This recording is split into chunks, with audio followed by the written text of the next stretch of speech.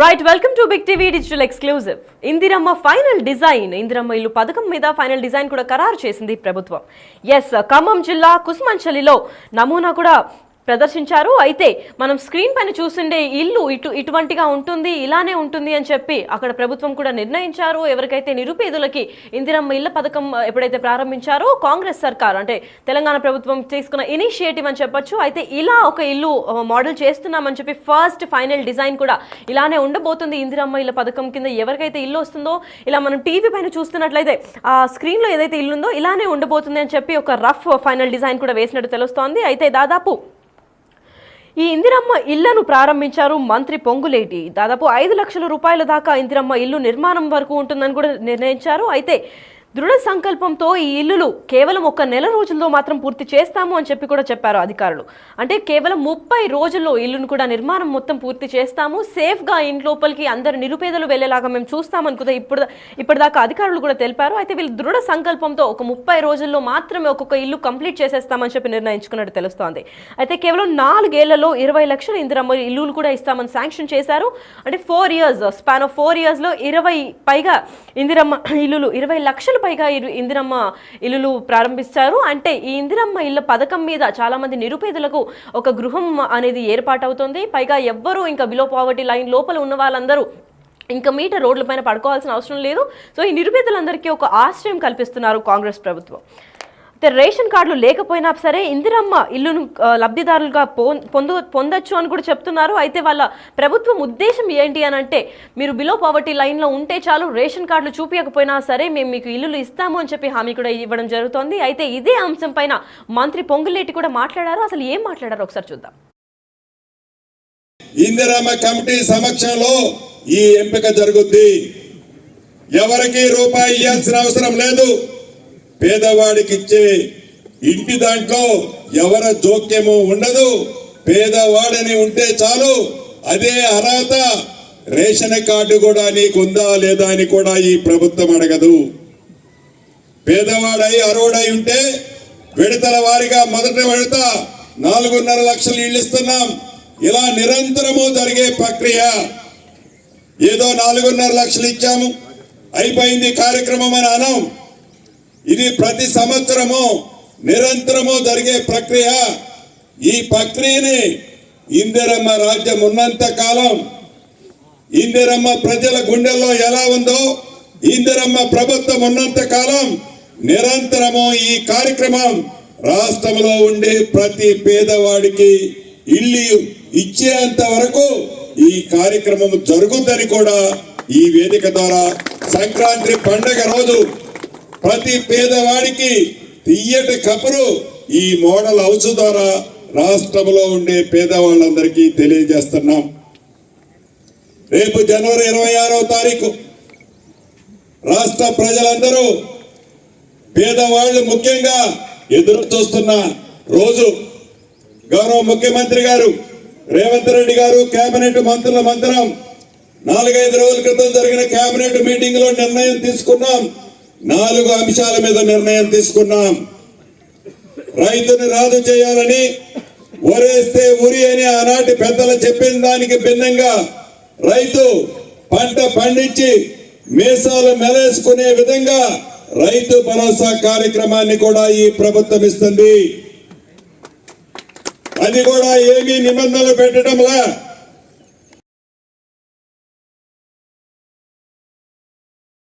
అయితే ఇందిరమ్మ ఇళ్ళ final design కూడా మనం ప్రభుత్వం ఫైనలైజ్ చేసినట్టు చూస్తున్నాము. బిగ్ టీవీ డిజిటల్ స్క్రీన్ పైన ఎక్స్క్లూజివ్గా చూడొచ్చు. మనం ఎటువంటి ఇల్లు ఎంత క్లీన్గా ఉంటుంది, ఎంత ప్రాపర్టీలో ఎటువంటి మోడల్లో వాళ్ళు ఇల్లు నిర్మాణం చేస్తున్నారని చెప్పి ప్రభుత్వం కూడా ఈరోజు తెలపడం జరిగింది. అయితే మనం స్క్రీన్ పైన చూస్తున్నట్టుగా రూమ్స్ ఈ విధంగా ఉంటాయి. బయట అవుట్లెట్ అంటే ఒక స్టేర్ కేస్, ఇంకా రఫ్ స్కెచ్ అయితే ఫైనల్ డిజైన్ అయితే ఏదైతే ఉంటుందో అది కూడా చూపించి పోర్ట్రీ చేశారు. ఒక ఇల్లు కూడా తయారు చేసి ఇలానే మిగతా వాళ్ళ ఇల్లు కూడా ఇలానే చేస్తాము అని చెప్పారు.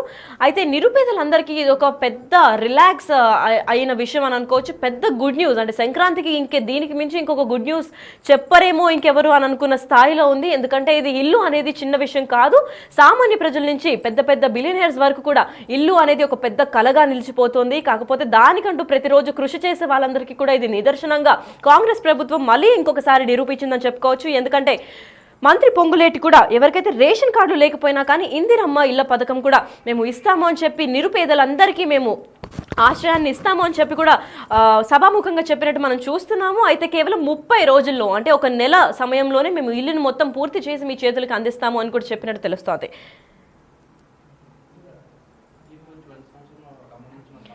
ఎస్, అయితే 5 లక్షల రూపాయలు ఇందిరమ్మ ఇల్లు నిర్మాణం కూడా చేపడతామని చెప్పారు ఇప్పటికే అధికారులు. అయితే దీని గురించి మరింత సమాచారం ఇవ్వడానికి మా ప్రతినిధి లైవ్ లో ఉన్నారు, వారిని అడిగి తెలుసుకుందాం. తెలంగాణ రాష్ట్రంలోనూ రేవంత్ సర్కార్ ఇందిరమ్మ ఇల్లు నిర్మాణానికి శ్రీకారం చుట్టింది. మరోవైపున ఖమ్మం ఉమ్మడి జిల్లా వ్యాప్తంగా కూడా మొట్టమొదటిగా పాలేరు నియోజకవర్గంలోని మంత్రి పొంగులేటి శ్రీనివాసరెడ్డి యొక్క నియోజకవర్గంలో, అది కూడా కూసుమంచి మండల కేంద్రంలోనే ఇందిరమ్మ ఇల్లు నమూనాను ఒక ఎగ్జాంపుల్గా ఈ యొక్క జిల్లా మొత్తానితో పాటు రాష్ట్ర వ్యాప్తంగా కూడా ఈ ఒక ఇందిరమ్మ ఇల్లు ఇలా ఉంటుంది అనేది దాని ఒక నమూనాగా మొత్తానికైతే ఒక ఇల్లుని పైలట్ ప్రాజెక్ట్ కింద నిర్మాణం చేయడం కూడా జరిగింది. మొత్తానికైతే ప్రతి ఒక్క ఇంటి నిర్మాణానికి ఎంత మెటీరియల్ పడుతుంది, ఏ మెటీరియల్ పడుతుంది అనేది చిన్నపాటి ఒక 18 ఫార్మేట్లలో సుమారు ఇసుక కంకర కాంచి మొదలు పెడితే బేస్మెంట్ రాయి కాంచి మొత్తం టోటల్గా ఐరన్ ఎన్ని కిలోలు అంటే ఎన్ని క్వింటాలు పడుతుంది, మరో సిమెంట్ ఎన్ని బ్యాగులు పడుతుంది, మరో ఇసుక ఎంత పడుతుంది, ఇటుక ఎంత పడుతుంది, టైల్స్ లేదా ఇట్లా ప్రతిది కూడా ప్రతి ఒక్క దాని కూడా ఒక 18 ఫార్మేట్లలో కూడా ఒక ఫ్లెక్సీ లెక్క ఏర్పాటు చేసేసి మొత్తం 5 లక్షల రూపాయలు సంబంధించినటువంటి ప్రతిది కూడా ఇంటి నిర్మాణానికి వాడిన దానికి మొత్తం కూడా మొత్తం కూడా ఒక దాంట్లో ఒక ఫ్లెక్సీ ఏర్పాటు చేసిన నేపథ్యం అయితే ఉంది. మొత్తానికైతే ఇందిరమ్మ ఇల్లు ఏదైతే గత ఎన్నికల సమయంలో 6 గ్యారెంటీలను రాష్ట్ర ప్రభుత్వం ప్రకటించిందో ఆ ఎన్నికల సమయంలో మొత్తానికైతే ప్రభుత్వం ఏర్పడిన తర్వాత ఒక్కొక్క పథకాన్ని అమలు చేసుకుంటూ ముందుకెళ్తున్నట్టు రేవంత్ సర్కార్కు. మరోవైపు చూసుకుంటే మాత్రం ఇప్పటికే ఇందిరమ్మ ఇళ్ల నిర్మాణానికి మాత్రం రాష్ట్రంలోనే పైలట్ ప్రాజెక్ట్ కింద ఇక అంటే అంటే పేదోడికి కావాల్సినటువంటి ఇంటి నిర్మాణానికి మాత్రం పూర్తిస్థాయి నిర్మాణం చేసిన నేపథ్యం అయితే ఉంది. అయితే దీనికి ఈ సంక్రాంతి పండుగ నాడే మొత్తానికైతే ఈ యొక్క ఇందిరమ్మ ఇల్లు ప్రారంభం చేసుకునే విధంగా అన్ని ఏర్పాట్లు చేశారు. మరోవైపు మాత్రం ఈ కూసుమంచిలో చేసినటువంటి మండల కేంద్రంలో చేసినటువంటి ఇందిరమ్మ ఇల్లు నిర్మాణానికి సంబంధించి చాలా వరకు కూడా అంటే ఎలాంటి ఇబ్బంది ఎదురుకాకుండా విధంగా ఒక కార్పొరేట్ స్థాయిలో ఉండే విధంగా పేదోడికి ఇల్లు ఎంత అవసరమో దానికి సంబంధించి ఏదో నామకే వస కాకుండా ఒక కార్పొరేట్ స్థాయిలో ఉండే విధంగా అన్ని ఏర్పాట్లు చేయడం కూడా జరిగింది. మరోవైపున దీనికి సంబంధించి చాలా వరకు కూడా అంటే ఈ రోజున ఈ కూసుమంచి మండల కేంద్రంలో ఉన్నటువంటి ఇంటి నిర్మాణానికి ఈరోజు అధికారికంగా ప్రారంభించేసి ఇక్కడ నుంచే రాష్ట్ర వ్యాప్తంగా కూడా ఇందిరమ్మ ఇల్లుకి శ్రీకారం చుట్టిన నేపథ్యం అయితే ఉంది. మరోవైపున దీనికి సంబంధించి అసలు ఎంత ఇంటికి నిర్మాణానికి సంబంధించి ఎలాంటి అంటే ఎంత ఖర్చు వచ్చింది, ఎన్ని రోజులు దీని నిర్మాణం చేపట్టారు, రూమ్ సైజ్ ఎంత, మరోవైపు చూసుకుంటే మాత్రం దీని యొక్క బెడ్రూమ్ సైజులు ఎంత ఉన్నాయి దానికి సంబంధించి మనం ఈ డిపార్ట్మెంటు హౌసింగ్ డిపార్ట్మెంట్ ఉన్నారు, మనం ఈతో ఒకసారి మాట్లాడదాం, ఒకసారి లోపలికి వెళ్ళి చూద్దాం అసలు ఇంటి నిర్మాణం ఎలా ఉంది అనే దానికి సంబంధించి చాలా వరకు చూసుకోవచ్చు. ప్రతిదీ కూడా ఇంటి నిర్మాణానికి సంబంధించి చూస్తే మాత్రం చాలా వరకు కూడా చాలా క్లియర్గా చాలా అందంగా ఉన్నట్టుగా కనిపిస్తున్న నేపథ్యం అయితే ఉంది. ఒక్కొక్క గది సైజు పరిణామం వచ్చేసి మంచిగా అంటే ఫ్రీగా ఉన్న నేపథ్యం అయితే ఉంది. అంటే ఒక చిన్నపాటి కుటుంబం దీంట్లో నివసించే యోగ్యతగా ఉండే విధంగా నిర్మాణం చేశారు. దీనికి సంబంధించి హౌసింగ్ శాఖ డిపార్ట్మెంట్ జిల్లా ఉన్నతాధికారులు మనం మాట్లాడుతుంటాం. సార్, జనరల్గా ఇంటి నిర్మాణానికి ఎన్ని రోజులు పట్టింది? ప్రభుత్వం ప్రకటించిన 5 లక్షల రూపాయల్లో నిర్మాణానికి ఇది అంటే అంత అమౌంట్ సరిపోతుందా, ఇంకా ఎక్సెస్ అవుతుందా? మనం 5 లక్షలకి పూర్తిగా వినియోగించే ఈ 5 లక్షలతోనే ఈ బిల్డింగ్ కట్టడం జరిగిందండి. ఇది 1 మంత్లోనే పూర్తి చేయడం కూడా ఒక విధంగా రికార్డ్ బ్రేక్ అనుకోవాలి. ఇది అన్నీ సమకూర్చుకొని అన్నీ రెడీ పెట్టుకుంటే 1 మంత్లో పూర్తి చేయడానికి ఎటువంటి ప్రాబ్లం లేకుండా పూర్తి చేయడం జరిగింది. రూమ్ యొక్క సైజు ఎంత, పరిణామం ఎంత ఉంది? రూమ్ 400 చదరపు అడుగులో మొత్తం ఇల్లు కట్టడం జరిగింది. మన సైజు వారీగా చూసుకుంటే ఉందా మందర బెడ్రూమ్ అయితే 10 ఫీట్లు 9.5 అడుగులు ఉంటుందండి. కిచెన్ వచ్చేసి 7-5 ఉంటుంది. బాత్రూమ్ వచ్చి 4 ఫీట్లు బై 5 ఫీట్లు ఉంటుంది. హాల్ వచ్చి 10 ఉంటుందండి. సో మొత్తానికి చూసుకోవచ్చు చాలా వరకు కూడా ఒక కుటుంబం నివసించే ఉండే విధంగా ఏర్పాటు చేయడం కూడా జరిగింది. మొత్తానికైతే ఈ యొక్క 5 లక్షల రూపాయలతోటి ఎలా ఇల్లు నిర్మాణం చేయొచ్చు అనే దానికి సంబంధించి అపోహాలకు మొత్తాన్ని కూడా అధికారులు తెరదించిన నేపథ్యం అయితే ఉన్నది. మరోవైపున మాత్రం ఇంటి నిర్మాణానికి సంబంధించి ఎంత మెటీరియల్ వాడాలి అనే దానికి కూడా స్పెసిఫికేషన్స్ కూడా పూర్తిగా అధికారులు డిస్ప్లే చేయడం కూడా జరుగుతుంది. అయితే ఇదే నమూనాని రాష్ట్ర వ్యాప్తంగా కూడా ఈ అంటే ఈ యొక్క ప్రభుత్వం ఏదైతే డిస్ప్లే చేయాలి ఇంటి నిర్మాణ నమూనాగా అంటే ఒక పైలట్ ప్రాజెక్ట్ కింద నిర్మాణం చేపట్టిందో ఇదే నమూనాలో పూర్తి స్థాయిలో కూడా ఇంటి నిర్మాణానికి మాత్రం ప్రభుత్వం శ్రీకారం చుడుతుంది.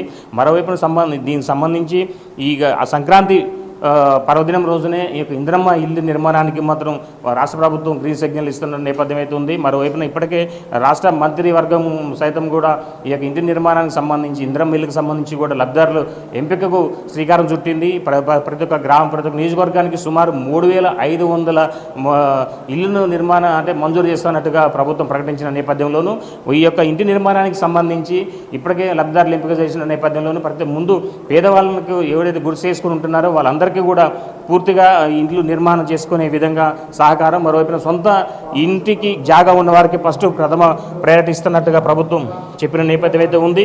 అయితే దీనికి సంబంధించి అర్హులైనటువంటి ప్రతి ఒక్క పేదవానికే ముందు గుర్తించే విధంగా ప్రభుత్వం అన్ని ఏర్పాట్లు సిద్ధం చేసిందని చెప్పుకోవచ్చు. ఏదేమైనా సరే ఇందిరమ్మ ఇల్లు నిర్మాణానికి సంబంధించి ఈ యొక్క రాష్ట్ర ప్రభుత్వం పైలట్ ప్రాజెక్టు కింద కూసుమంచి అంటే రెవెన్యూ శాఖ మంత్రి, హౌసింగ్ శాఖ మంత్రిగా ఉన్నటువంటి పొంగులేటి శ్రీనివాసరెడ్డి నియోజకవర్గంలో కూసుమంచి మండల కేంద్రాలు ఏర్పాటు చేసి ఈ యొక్క నమూనానే రాష్ట్ర వ్యాప్తంగా కూడా నిర్మాణం చేపట్టే విధంగా శ్రీకారం చుట్టిందని చెప్పుకోవచ్చు ప్రభుత్వం. ఇది ఇక్కడ ఉన్న తాజా పరిస్థితికి. మరి సంపత్తో భాస్కర్, బిగ్ టీవీ, కూసుమంచి.